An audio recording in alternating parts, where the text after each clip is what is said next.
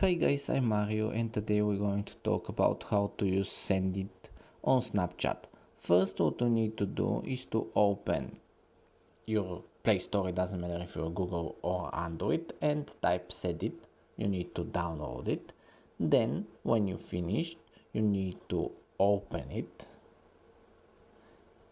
and then connect it to your Snapchat account. After that, you see something like this new prompt. Here you can choose the font, you can choose the background by tapping on it, and then this icon. Here you can switch it to whatever you want. When you're done, just tap on near new prompt and then you see an option to share it on Snapchat. That's pretty much it.